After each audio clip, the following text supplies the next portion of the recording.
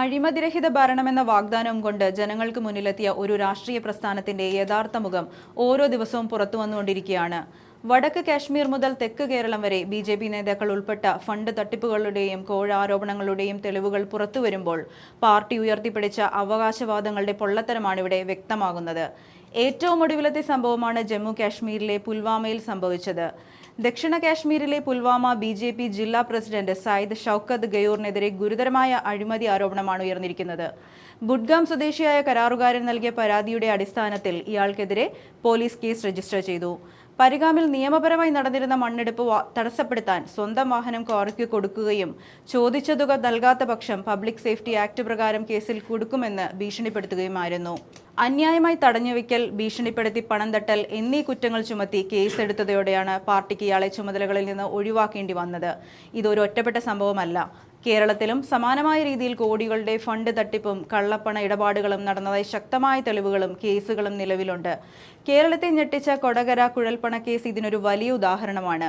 തെരഞ്ഞെടുപ്പ് പ്രചാരണത്തിനായി ധർമ്മരാജൻ എന്ന വ്യക്തി മുഖേന കടത്തിയ 3.5 കോടി രൂപ കവർന്ന സംഭവത്തിൽ ആരോപണത്തിന്റെ വിരൽ ചൂണ്ടിയത് സംസ്ഥാന ബി.ജെ.പി. നേതൃത്വത്തിന് നേരെയായിരുന്നു. ഈ പണം പാർട്ടി ഫണ്ടിലേക്കും തെരഞ്ഞെടുപ്പ് ആവശ്യങ്ങൾക്കുമായി കൊണ്ടുവന്നതാണെന്ന് അന്വേഷണ സംഘത്തിന് മുന്നിൽ മൊഴികൾ വന്നിരുന്നു.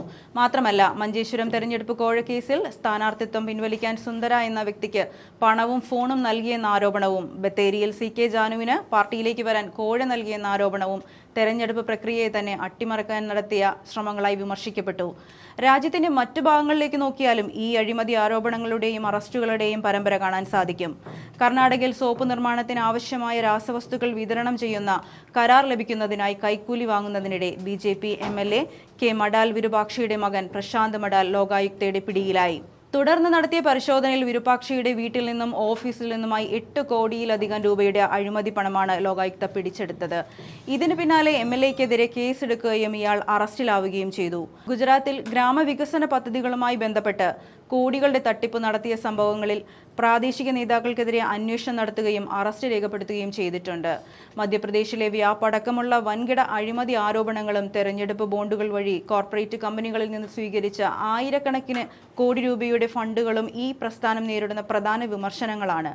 അധികാരം ഉപയോഗിച്ച് സാധാരണക്കാരെയും കരാറുകാരെയും ഭീഷണിപ്പെടുത്തി പണം തട്ടുന്ന പ്രവണതയും തെരഞ്ഞെടുപ്പുകൾ അട്ടിമറിക്കാൻ കോടികളുടെ കള്ളപ്പണം ഒഴുക്കുന്ന രീതിയും ഒരു ജനാധിപത്യ സമൂഹത്തിന് വലിയ ഭീഷണിയാണ്. കാശ്മീരിലെ പുൽവാമയിൽ നടന്ന സംഭവം മുതൽ കർണാടകത്തിലെയും കേരളത്തിലെയും സംഭവവികാസങ്ങൾ വരെ വ്യക്തമാക്കുന്നത് അഴിമതിക്കെതിരായ വാദങ്ങൾ വെറും രാഷ്ട്രീയ പ്രചാരണം മാത്രമാണെന്നാണ്. അഴിമതിക്കും സാമ്പത്തിക ക്രമക്കേടുകൾക്കും എതിരെ ഉയർന്നു വന്ന ഈ തെളിവുകൾ ജനങ്ങൾക്ക് മുന്നിൽ ചോദ്യങ്ങളായി നിലനിൽക്കുന്നു.